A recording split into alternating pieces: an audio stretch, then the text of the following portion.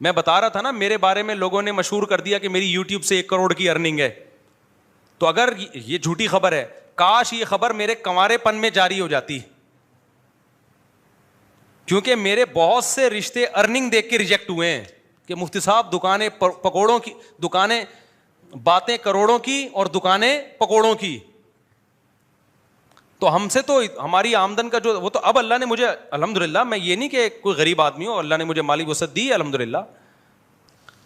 اور یہ جو میرے باہر کے دورے ہوتے ہیں نا, جاپان جا رہے لوگ کہتے ہیں بڑا پیسہ ہے یار, کبھی جاپان جا رہا ہے, کبھی ادھر جا رہا ہے, کبھی اپنے خرچے پہ ہوتا ہے. زیادہ تر اسپانسر ہوتے ہیں یہ, اور اسپانسر مجھے گھمانے کے لیے نہیں ہوتے, دین کی تبلیغ کے لیے اسپانسر کیا جاتا ہے. اور اسپانسر کا مطلب آنے جانے کا کرایہ وہ لوگ دیتے ہیں جو بیانات کروا رہے ہیں تبلیغ کی نیت سے.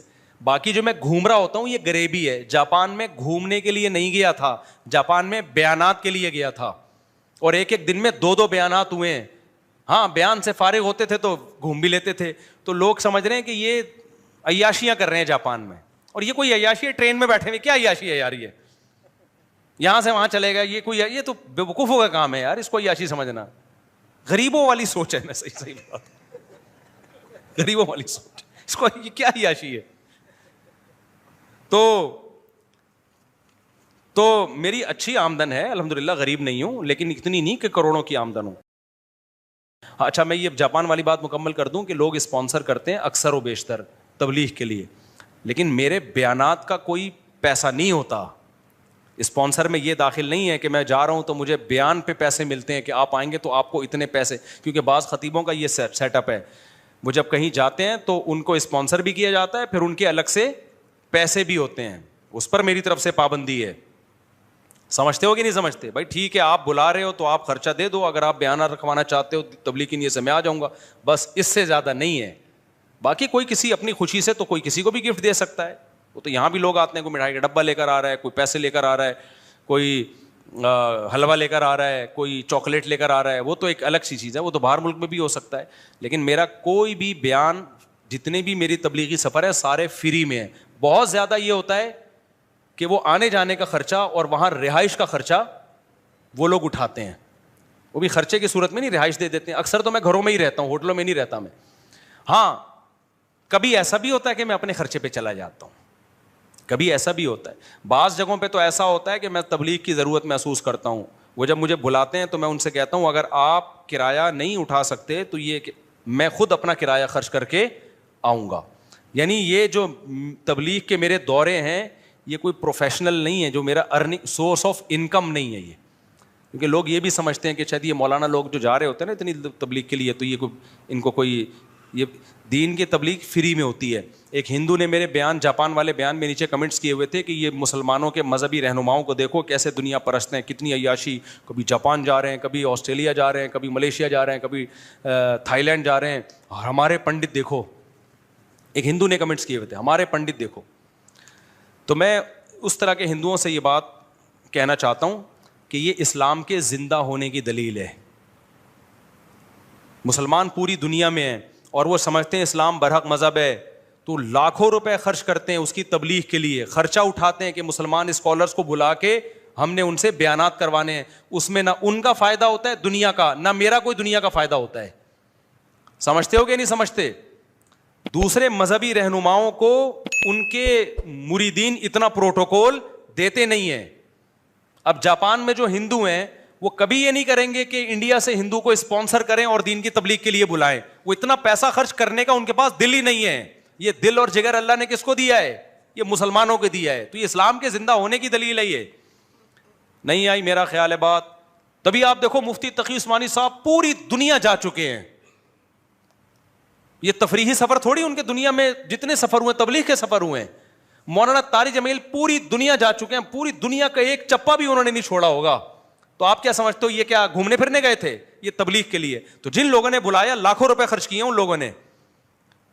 حضرت مفتی تقی عثمانی صاحب پہ بھی, میرے پر بھی خرچ کرتے ہیں. تو تبلیغ یہ میرے پہ نہیں ہو رہی, یہ کس پہ ہو رہے ہیں؟ یہ اسلام پہ خرچ ہو رہا ہے. تو کسی اور مذہب کے حاملین میں اتنا جگر ہی نہیں ہے کہ وہ اپنے مذہب کی تبلیغ پہ اتنے روپے خرچ کریں. یہ مسلمانوں کو اللہ نے جگر دیا ہے, اور تھوڑے تھوڑے تاجر بھی ٹھیک ٹھاک خرچہ کر رہے ہوتے ہیں. سمجھ میں آ رہی ہے کہ نہیں آ رہی ہے؟ تو بھائی یہ اسلام کے زندہ ہونے کی دلیل ہے کہ مسلم میں جب عالم بن رہا تھا تو میں آپ کو بتاؤں, مجھے لوگوں نے تانا دیا کہ ملا کی دوڑ مسجد تک, اور میرا بھی یہی خیال تھا کہ میں مسجد اور گھر کے علاوہ کہیں بھی نہیں جا سکتا. جاپان کا تو میں نے خواب بھی نہیں دیکھا تھا. مجھے کسی نے دوسرے نے کہا کہ آپ اگر عالم بن گئے نا اور علم میں مضبوطی ہوئی تو مفتی صاحب, مجھے وہ وقت تو مفتی صاحب نہیں کہتے تھے لوگ, اس وقت جو بھی مجھے نام سے پکارا, جس نے بھی, جو دوست کا, بھائی کا, جو بھی کہا, اس نے کہا آپ کے پوری دنیا میں سفر ہوں گے. مجھے لگا کہ اس سے بڑا لطیفہ میں نے اس سے پہلے دنیا میں کبھی سنا نہیں, کہ میں ملا آدمی, قرآن و سنت جاننے والا, نہ کسی کمپنی میں اس سرٹیفکیٹ کی بنیاد پہ مجھے اچھی جاب مل سکتی ہے. پھر ہم تو روحانی عملیات والوں کے بھی خلاف ہیں, ورنہ مذہبی لوگ وہ روحانیت کے نام پہ ٹھیک ٹھاک نوٹ چھاپتے ہیں. تو ہم نے تو کیا کرنا ہے, ہم نے تو مدرسے سے فارغ ہو کے کوئی مسجد سنبھال کے لوگوں کو اللہ اللہ سکھانا ہے, حلال حرام کے مسئلے بتانے. مسئلہ بتانے پہ 5 روپے بھی نہیں ملتے. یہاں جو ہمارے پاس مسائل آتے ہیں نا, لوگ سوال دے کے جاتے ہیں, ایک ایک مسئلے پہ 3 4 دن بعض دفعہ تحقیق پہ لگ جاتے ہیں. جواب لکھا, ٹھپا لگا کے اس کو دیا, اس کا مسئلہ حل ہو گیا. ایسا اتنا بھی نہیں کہ کوئی 5 روپے نکال کے دے دے, اور دینا بھی نہیں ہے. میں کوئی یہ نہیں آر نہیں دلا رہا کہ آپ دینا شروع کر دیں. یہ سارے کام علماء کس میں کر رہے ہوتے ہیں, فری میں. تو ہم دیکھ رہے تھے اپنے علماء کو بھی, اپنے اکابر کو بھی. تو ہمارا خیال تھا یہی ہوگا بھائی, دین کی خدمت ہوگی, پیسہ بالکل بھی نہیں آئے گا. ٹریولنگ کا تو سوال ہی پیدا نہیں ہوتا. ہمیں کوئی کیوں بلائے گا دنیا میں کسی کنٹری میں بھائی. تو ہم تو کشتیاں جلا کے آئے تھے.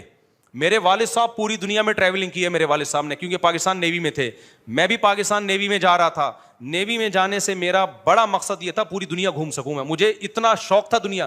آرمی کو میں منتخب نہیں کر رہا تھا, میں کس کو منتخب کر رہا تھا, نیوی کو. کیونکہ میں جب کارساز سے گزرتا تھا لکھا ہوتا تھا join the navy and see the world. یہ جملہ مجھے بہت اٹریکٹ کرتا تھا. لکھا ہوتا تھا join the navy and see the world. Pakistan navy join کرو, دنیا دیکھو. میرے والد صاحب تو نیوی میں تھے, دنیا دیکھ چکے تھے. کہاں کہاں میرے والد صاحب نہیں گئے پوری دنیا میں. میرے والد صاحب کہتے تھے چائنا اور آسٹریلیا 2 ایسے ملک ہیں جہاں میں نہیں گیا, باقی پوری دنیا میں گئے میرے والد صاحب. تو میرا بھی بڑا دل چاہتا تھا دنیا دیکھوں میں. لیکن جب میں نے کشتی جلائی, میں نے کہا نیوی میں جانے کا ارادہ کیا کینسل کیا. ڈاک یارڈ میں گیا تھا, وہاں سے بھی ریورس ہو گیا میں. تو میں نے سوچا اب تبلیغ والے آئے, انہوں نے سمجھایا, ہم نے کہا چلو مدرسے میں جاتے ہیں. تو مدرسے میں ہمیں 2 چیزوں کا تھا کہ نہ پیسہ کما سکیں گے کبھی بھی زندگی میں, کیونکہ مولوی جو 2 نمبر مولوی ہے نا, پیسہ کماتا ہے روحانی عملیات سے. اس کے علاوہ مولوی کے پاس پیسہ کمانے کا یا تو تجارت سے کمائے گا, تو تجارت کا تو تجربہ چاہیے نا. تجربے کی عمر تو ہماری کہاں لگ گئی, مدرسے میں لگ گئی, جو بہترین عمر ہوتی ہے. 18 سال میں آیا تھا میں مدرسے میں. یا آدمی ایجوکیشن کے ذریعے پیسہ کماتا ہے, کوالیفائڈ کوئی انجینئر بنتا ہے, ڈاکٹر بنتا ہے, پھر پیسہ کماتا ہے. تو ہم تو جو علم حاصل کر رہے تھے وہ دین کا علم تھا, اور دین کے علم کے سرٹیفکیٹ, میرا جو سرٹیفکیٹ ہے, کہیں بھی مجھے کسی قسم کی جاب ملنے کا اب تک کوئی چانس بولو ہے ہی نہیں. پاکستان میں عالم کے سرٹیفکیٹ پہ کوئی جاب ہی نہیں ہے. تو ہم تو آئے تھے, اب ہمیں تو سب سے پہلے خطرہ ہوا کمائیں گے کہاں سے, کھائیں گے کہاں سے. گھومنا تو گیا تیل لینے, گھومنا کہاں گیا, دنیا گھومیں گے. وہ تو ہمیں پہلے ہی پتہ چل گیا کہ اب ہماری دوڑ مسجد مدرسہ, لیکن لوگوں کو حلال حرام بتائیں گے. ہمارے حضرت نے اتنا باطل فرقوں کے خلاف کام کیا, بھائی کوئی باطل اٹھے گا تو اس کے خلاف ہم کام کریں گے. تو اس نیت سے ہم نے علم حاصل کیا. کوئی نیت ہماری دنیا الحمدللہ شامل ہو ہی نہیں سکتی تھی, کیونکہ فیوچر تاریخ تھا دنیا کے لحاظ سے. تو ہمارے حضرت نے ہمیں حوصلہ دلایا, فرمایا ملا کا رزق. پہلا بیان حضرت کا کیا ہوا, ملا کا رزق. اللہ نے, حضرت نے فرمایا اللہ پہ اعتماد توکل کر کے کشتیاں جلا کے آؤ, علم حاصل کرو, رزق تمہارے پیچھے بھاگے گا, دوڑے گا. تم آگے آگے, روزی پیچھے پیچھے. فرمایا دین کے لیے اپنے آپ کو وقف کر دو, رزق کے دروازے کھلیں گے نہیں, ٹوٹیں گے. ہم نے یقین کر لیا بھائی ہم تو کس کے لیے آئے ہیں, اللہ کے لیے آئے ہیں. حضرت کہہ رہے ہیں رزق کے دروازے کھلیں گے نہیں بلکہ کیا ہوں گے, ٹوٹیں گے. پھر اللہ نے, حضرت نے یہ بھی بتایا کہ ٹوٹنے کا مطلب کیا ہے. بنیادی ضرورتیں ساری پوری ہوں گی. یہ نہیں کہ آپ ہوائی جو ہے نا وہ آپ کا اپنا جہاز ہوگا, نہ بنیادی ضرورتیں ساری کیا ہوں گی, پوری ہوں گی. تو یہ رزق کا مفہوم ہے. پھر دنیا کی ٹریولنگ کی تو حضرت نے بات ہی نہیں کی نا, وہ حضرت کو تھا کہ کہاں جائیں گے. حضرت تو ہمارے جا چکے تھے دنیا. لیکن تو اب کیا ہوا ہے, جب میں مولانا بنا, میں نے بیانات شروع کیے, تو اب ہمیں سفر پہ مجبور کیا جا رہا ہے. یہ جو جنہوں نے مجھے جاپان بلایا نا, یہ انہوں نے بلایا ہے اصرار کر کر کے, آ جاؤ کائنڈلی, صحیح ہے نا. نہیں آئی میرا خیال ہے بات. تو میں یہ کہہ رہا تھا میرے پاس ٹائم نہیں ہے, پلیز. اتنے فون ارشاد بھائی نے کیے ہیں, اس کے بعد جا کے میں نے ارادہ کیا چلو یار نکلتے ہیں. سمجھتے نہیں ہو بات کو, خرچہ بھی اگلا کر رہا ہے اور ہمارے نخرے دیکھو. ورنہ جاپان کا تو ویزا بہت مشکل سے ملتا ہے.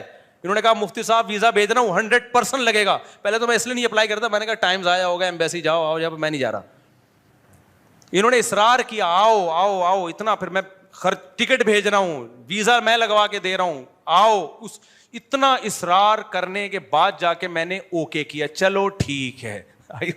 یہ اسٹائل مولویوں کے علاوہ کسی مذہبی اسکالر جو مسلم اسکالرز ہیں ان کے علاوہ کسی اور کے پاس یہ اسٹائل بولو نہیں. میں نے کہا چلو اتنا, واقعی میرے دل میں بھی یہی تھا, میرا موڈ نہیں ہو رہا تھا جانے کا. میں نے کہا جائیں گے, ویزا لگوا دیں گے, بعد میں کبھی موقع دیکھیں گے جائیں گے. انہوں نے کہا نہیں, اتنا اصرار کر کر کے بلایا. پھر وہ جو آسٹریلیا گیا ہوں, وہاں سے جو آسٹریلیا جنہوں نے بلایا ہے وہ باقاعدہ جاپان مجھے گھسیٹنے کے لیے آ گئے, میرے ساتھ تمہارا باپ بھی جائے گا آسٹریلیا. نہیں آئی میرا خیال ہے بات. تو وہ مجھے یاد آیا کہ یار ہم تو سوچتے تھے ملا کی دوڑ کہاں تک, اور ابھی بھی کئی ملک ایسے ہیں جن کو میں نے ڈیلے کیا ہوا ہے, جو مجھے کینیڈا بلا رہے ہیں, 10 سال سے بلا رہے ہیں کینیڈا. نہیں آئی میرا خیال ہے, انویٹیشنز آئی ہوئی ہیں کینیڈا کی, ہم لفٹ. اب تو میں ان کا میسج نہیں دیکھتا کہ غصے نہ ہو جائیں, وہ صاحب یار کیا کر رہے ہو یار, آپ کو کب سے بلا رہا ہوں میں. نہیں آئی میرا خیال ہے بات سمجھ میں, آئے گی بھی نہیں. تو کب سے بلا رہے ہیں کینیڈا, تو میں نہیں جا رہا, جاؤں گا میں, لیکن جائیں گے یار ابھی ٹائم نہیں ہے. ابھی یو کے کتنے انویٹیشنز آئی ہوئی ہیں, اسٹائل ہی الگ ہے. ہو جائیں گے ابھی ٹائم, سمجھ رہے ہو بات کو, جلدی سی, مزہ آ رہا ہے نا, تھوڑا مزہ آ رہا ہے. شف والی سرکار, اللہ اس کو ہدایت دے, وہ بھی بہت ٹریولنگ کرتا ہے لیکن 2 نمبر طریقے سے, پھونکے لگا کے نا لوگوں کو الو بنایا ہوا, اس کے تو ہوا نکالتی ہے اقرار الحسن نے. موقع خیر. تو اور جو رسک کی بات تھی, تو یہ جو ماربل والی ٹائل سے مجھے یاد آیا, تمہارا ماربل کا بزنس ہے, تم کم بخت ایک شادی بھی نہیں کر رہے. تو ہمارے پاس تو جب میں مدرسے میں لگا ہوں بہت محدود تنخواہ تھی, ہم نے کہا چلو سب سے پہلا کام کیا کرنا ہے, شادی. بہت محدود, ہمارے استاذ نے بول دیا اتنی ملے گی جتنے میں گزارا ہو جائے. تو ہم نے کہا گزارے کے لیے بھی کافی ہے, تو ہم نے فوراً شادی کر لی. بچے بھی ہم نہیں روکتے, بچے بھی ہوئے. پھر ہم نے کہا چلو جہاں ایک ہوئی ہے وہاں, میرا نظریہ بن چکا تھا, میں نے پھر ایک اور کر لی, پھر ایک اور کر لی. تو اللہ نے رزق بھی دیتا چلا گیا, آمدن بھی بڑھتی چلی گئی. سمجھتے ہو کہ نہیں سمجھتے ہو, تو آپ کے سامنے الحمدللہ بیٹھا ہوا ہوں میں. تو اللہ پہ کچھ تھوڑا سا میں شو مارنے کے لیے نہیں کہہ رہا, ہم تو وہ صحیح توکل کرتے نہیں ہیں, ٹوٹا پھوٹا توکل کی نقل ہے, حقیقت میں توکل ہے نہیں, نقل اتاری ہے. تو اس نقل پہ اللہ نے اتنا دے دیا, تو تم بھائی صحیح طرح سے اللہ پہ توکل کر لو. ماربل کا تمہارا, مجھے تو غصہ آ رہا ہے, بندہ ہے کہاں, اس کو لاؤ چمبا پلیٹ کرو اس کو. تیرا ماربل کا بزنس ہے, ظاہر ہے 2 ٹائلیں تو نہیں رکھی ہوئی ہوں گی نا, کچھ دکان چھوٹی سی بھی دکان میں کچھ نہ کچھ ماربل تو ہوگا نا. وہ لکڑ دا کام والا تو حساب نہیں ہے نا, کہیں پتہ چل رہا ہے. ایک آدمی رشتہ لینے کے لیے گیا نا, لڑکی والوں نے کیا کرتے ہیں, لکڑیوں کا بزنس ہے. ابے بھائی بتانا کیا بزنس ہے, کھڑکیاں بیچتا ہے, دروازے بیچتا ہے, لکڑیوں کا بزنس. پتہ چلا جامع مسجد کے باہر مسواکیں بیچتا ہے. تو ایسا نہ ہو آپ کا ماربل کا بزنس کا مطلب یہ ہے کہ آپ کہیں سے 2 ٹائلیں چرا کے لائے ہیں اور کہیں, تو ایسا تو نہیں ہوگا نا. تو ایسی صورت میں بہرحال آپ کا اگر ماربل کا بزنس ہے, تو میرا ہوتا تو میں تو پتہ نہیں پہلے ہی جاپان جا چکا ہوتا, اور میری سن 2005 میں اکٹھی 4 شادیاں ہو جاتی. تو میری تو لیٹ اس چکر میں ہوئی ہیں کیونکہ رشتہ دیتا نہیں تھا, اب جا کے چوتھی مکمل ہوئی ہے. اتنے میرے جیسے آدمی کی اتنے عرصے کے بعد جا کے چوتھی ہوئی ہے. حالانکہ کتنی افسوس کی بات ہے نا, جو آدمی اتنی ترغیبیں دے رہا ہے, اب جا کے اس کی چوتھی مکمل ہوئی ہے. تو یہ سارا مسئلہ ہی روکھڑے کا تھا, روکھڑے کا مسئلہ تھا. تو آپ کو تو روکھڑے کا مسئلہ ہی حل ہو گیا, ماربل کا بزنس ہے. تو میں نہیں کہتا کہ آپ کے ابا کو آپ کو روکنے کا حق ہے, ابا روکیں, محبت سے سمجھائیں, نہیں ہوتا تو شادی کر کے بتا دیں کہ ابا جیسے آپ میرے ابا ہیں, اب میں بھی اس کا ابا ہوں. تو پوتوں سے نا ابا کو فطری محبت ہوتی ہے, جب وہ پوتے کو دیکھیں گے نا, دادا کو بڑی محبت ہوتی ہے. یہ بہت اللہ نے پیارا رشتہ بنایا, نانا نانی دادا دادی کا. میری بھی نواسی آتی ہے نا, چھوٹی نواسی ہے, تو میں آپ کو بتاؤں مجھے اپنے بچوں سے جتنی محبت ہے نا, میں اس سے بھی اتنی ہے. بلکہ اس میں ایک مزے کی چیز یہ ہوتی ہے کہ رسپانسبلٹی ہماری نہیں ہے. اپنے بچوں کی تو ٹینشن بھی ہم نے اٹھانی ہے نا, پوتے نواسوں کی ٹینشن آپ کی نہیں ہے, صرف محبت آپ دو ان کو. ٹینشن کون اٹھائے گا, اس کی ماں اور اس کا باپ. یہ ایک الگ سے سہولت اللہ نے دی ہے. تو जवानी में दादा बनो, जवानी में नाना बनो। समझता नहीं है ना बात को। तो अल्लाह ने बड़ी मोहब्बत रखी है पोते नहीं, बड़ी रौनक है, ये एंटरटेनमेंट का इससे बेहतर जरिया दुनिया में कोई है नहीं। देखा नहीं दादा दादी नाना नानी कैसे अपने पोते नवासों को, और ये साइंस कितनी तरक्की कर लेना, नेचर चेंज नहीं होती। जापानी औरत आज भी पोते नवासों को तरसती है, मर्द भी तरसता है। नतीजा क्या, गुड़िया लेके घूम रहे होते हैं, फिर वो दादियों की गोद में डॉल पकड़ाई हुई होती है, चाहे वो कितनी बड़ी साइंटिस्ट हो। तो नेचर थोड़ी चेंज होती है, इंसान को औलाद और फिर बुढ़ापे में पोते नवासे चाहिए, चाहे वो डॉक्टर हो, चार्टर्ड अकाउंटेंट हो, इंजीनियर हो, सदर हो, वजीर आजम हो, ये चीजें उसको चाहिए। जैसे रोटी चाहिए ना, अब आप साइंस तरक्की करके इतनी आगे चली गई तो क्या आप रोटी खाना छोड़ दे? रोटी तो चाहिए भाई, वो चाहे बर्गर की शक्ल में हो, चाहे डबल रोटी की शक्ल में हो, गंदम तो चाहिए उसको, अनाज और गल्ला तो चाहिए ना उसको। तो नेचर थोड़ी कभी भी चेंज होगी। तो जैसे भूख के वक्त उसको खाना चाहिए, इसी तरह मेरे भाई उसको एक टाइम के बाद औलाद चाहिए, और जब बूढ़ा हो जाए तो पोते नवासे चाहिए उसको। ये फितरत चेंज नहीं हो सकती। तो जो मार्बल का बिजनेस कर रहा है वो अब्बा को मोहब्बत से समझाए, अब्बा फिर भी ना शादी करने दें तो करके बता दे अब्बा हो गई है। क्या करेंगे अब्बा, चंबे लगाएंगे तो खा लो अब्बा का चंबा।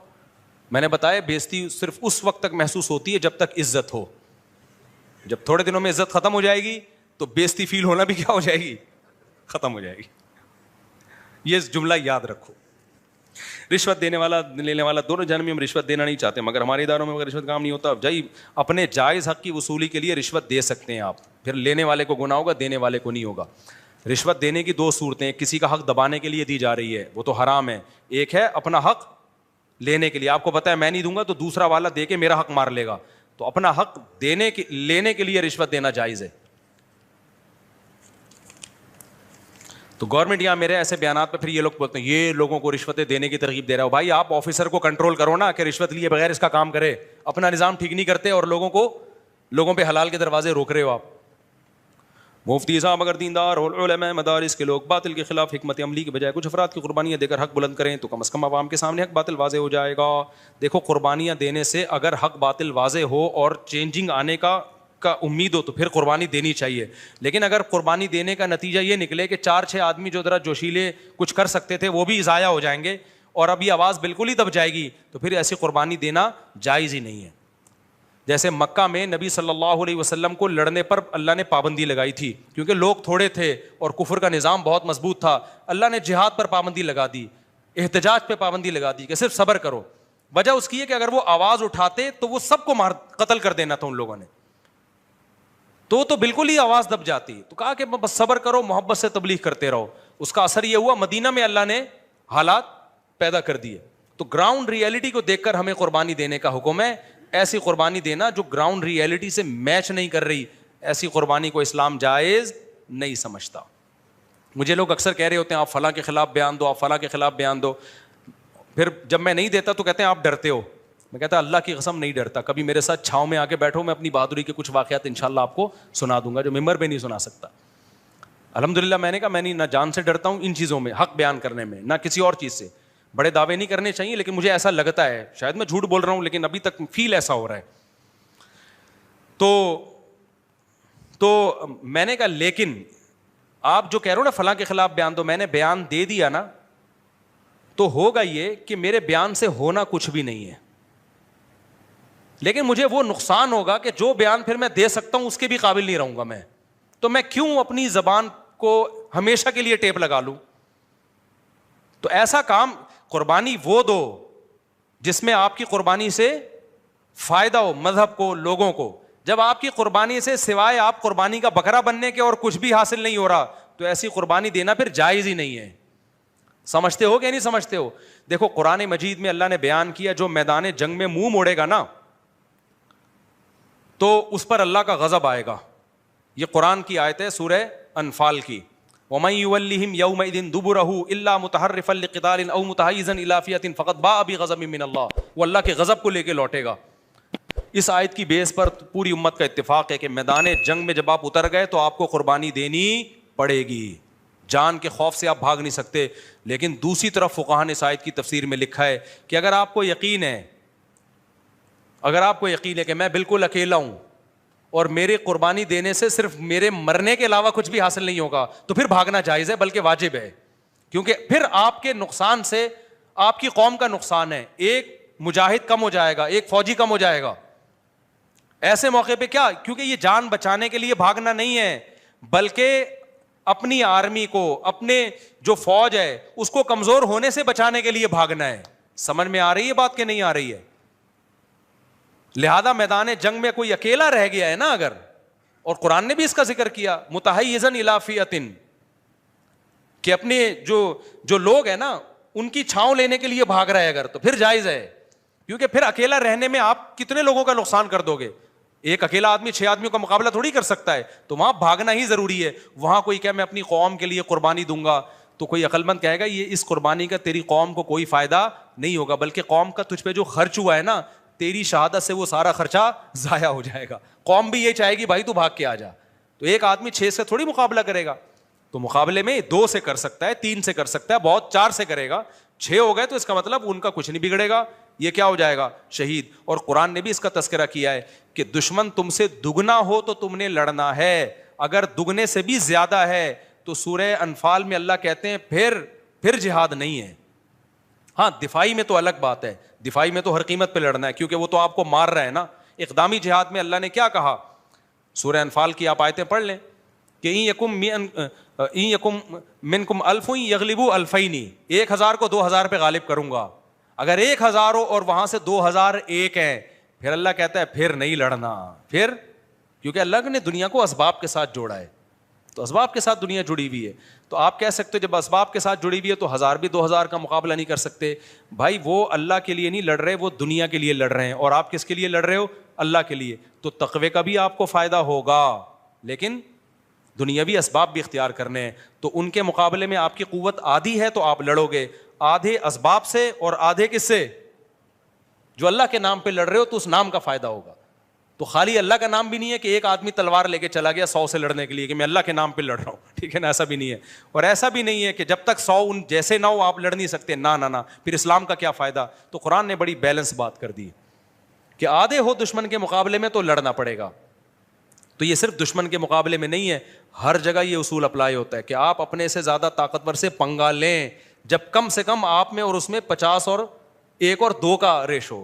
اگر طاقتور آپ سے 20 گنا یا 100 گنا زیادہ طاقتور ہے, آپ کو بتائے پنگا لینے کی ابتدا میں کروں گا, اس کے بعد پھر مجھ سے جو پنگا لیا جائے گا تو وہ میں افورڈ, وہی بھینس والا قصہ ہو جائے گا. وہ قصہ کیا ہے, بس سنا کے بیان ختم کرتا ہوں, بہت ہو گیا بھائی. وہ ایک آدمی کو حکیم صاحب کے پاس ایک آدمی ہے, میری بھینس کا پیٹ خراب ہے. حکیم صاحب نے کہا جلاب آور دوا دو, ایک دفعہ پیٹ بھینس کا صاف ہونا بہت ضروری ہے, جمال گوٹا کھلاؤ اس کو, پاؤڈر بنا کے نا جمال گوٹا, کیونکہ گولیاں تو کھائے گی نہیں, پاؤڈر بناؤ. اب بھینس کا جمال گوٹا آپ کو پتا ہے, ایک آدمی کو اگر آدھے جمال گوٹے سے موشن لگتے ہیں تو بھینس کے لیے کم از کم 10 گولیاں چاہیے. تو اس دیہاتی نے کہا کہ بھینس کو یہ پاؤڈر کھلاؤں گا کیسے, وہ تو منہ سے نکال دے گی. حکیم صاحب نے کہا پائپ بھینس کے منہ میں ڈالو اور اس پائپ میں 10 گولیوں کا پاؤڈر بنا کے ڈالو, ادھر سے زور سے پھونک مارو تو وہ سارا جمال گوٹا کہاں چلا جائے گا. قربانی دے رہے ہیں نا, پھونک مارنے کی قربانی. کبھی پھونکو والی سرکار کو بولو یہ والا پھونک لگائیں آپ, تو تبھی پھونکو والی سرکار بھینسوں کو پھونک نہیں رہے, اس کو پتہ ہے لینے کے دینے پڑ سکتے ہیں. اب کیا ہوتا ہے میرے بھائی, تو کیا ہوا, وہ بندہ گیا یہ نسخہ لے کے, اس کے بعد آیا ہی نہیں. حکیم صاحب نے کہا پتہ نہیں عرصہ ہو گیا, بندہ ہی مارکیٹ سے شارٹ ہے. اس کے گھر گئے, دیکھا مرنے کے قریب ہے, ہڈیوں کا ڈھانچہ بنا ہوا ہے. تو حکیم صاحب نے پوچھا کہ تم نے جمال گوٹے کی 10 گولیاں لی تھیں؟ اس نے کہا لی تھی. حکیم نے کہا تم نے اس کا پاؤڈر بنایا تھا؟ اس نے کہا بنایا تھا. حکیم نے کہا بھینس کے منہ میں پائپ رکھا تھا؟ اس نے کہا رکھا تھا. حکیم صاحب نے کہا پاؤڈر پائپ میں ڈالا تھا؟ اس نے کہا ڈالا تھا. حکیم صاحب نے کہا پھونک ماری تھی؟ اس نے کہا پہلے بھینس نے پھونک مار دی تھی. پائپ پہ منہ لگایا جیسے ہی میں نے, تو پھونک پہلے کس نے مار دی؟ بھینس نے. تو موشن لگے ہوئے اور انا للہ ہونے کا ٹائم آ چکا ہے. اس سے پتہ چلتا ہے بھائی اپنے سے 10 گنا زیادہ پاور سے پنگا لو, ضرور لو, جب اس پنگے سے قوم کو فائدہ. تو پھر آپ شہید ہو جاؤ, مر جاؤ, قوم کو کیا ہوگا؟ فائدہ. لیکن اگر قوم کو فائدہ نہیں ہو رہا, آپ کو شہید ہونے کے علاوہ کخ بھی حاصل نہیں ہو رہا, تو پھر یہ حماقت مت کرو ورنہ وہی قصہ ہوگا کہ بھینس نے پہلے پھونک لگا دی. سمجھتے ہو کہ نہیں سمجھتے؟ ایک صاحب مجھے کہنے لگے, ایک مولوی صاحب تھے, کہنے لگے میں ابھی فلاں پولیس تھانے والا ایس ایچ او اس کے خلاف ابھی تقریر کرنے لگا ہوں. میں نے کہا نہیں کر, وہ ایسی سزا دے گا نا تجھے. کوئی پولیس والوں کے پاس اتنے اختیارات ہوتے ہیں, کوئی بھی کیس بنا کے ڈال دیا. بہت اچھل رہے تھے, میں یوں کروں گا, میں یوں کروں گا. میں نے کہا میرے بھائی تو جو بھی کرے گا نا وہ تقریر نہیں کرے گا. ٹھیک ہے, تو ممبر پہ تقریر کرے گا اور بگاڑ اس کا کچھ بھی نہیں سکتا ہے. اور وہ تقریر نہیں کرے گا, وہ 2 موبائلیں بھیجے گا اور تمیز سے اٹھا کے آپ کو لاک اپ کر دے گا. اور پھر آپ صفائیاں ہی دیتے رہو گے, میں نے یہ کیا, میں نے. اور پھر ہوگا یہ کہ آپ کے سافٹ ویئر اپڈیٹ کر کے آپ کو بھیج دے گا, اور پھر اگلے ہفتہ آپ کا پورا بیان ایس ایچ او کے فضائل پر ہوگا. اور ہوا ایسا لوگوں کے ساتھ, بولے کسی پاورفل کے خلاف, انہوں نے اٹھا کے اس کے سافٹ ویئر اپڈیٹ کیے اور اپڈیٹ کر کے پورا بیان 180 ڈگری پہ کیا ہو گیا, چینج ہو گیا. یا تو پھر اتنا تپڑ ہے کہ پھر اس پہ ڈٹے رہو. تو جب اتنا تپڑ نہیں ہے تو وہ کام کرتے کیوں جو افورڈ نہیں کر سکتے؟ اپنی اوقات میں رہو بھائی. ہاں جہاں ٹائم آیا کہ یار قربانی دینے کا قوم کو فائدہ ہوگا, وہاں پھر پیچھے ہٹنا بزدلی ہے, پھر وہاں کر گزرو, پھر وہاں نہیں ڈرو. اللہ تعالیٰ سمجھنے کی عمل کی توفیق عطا فرمائے.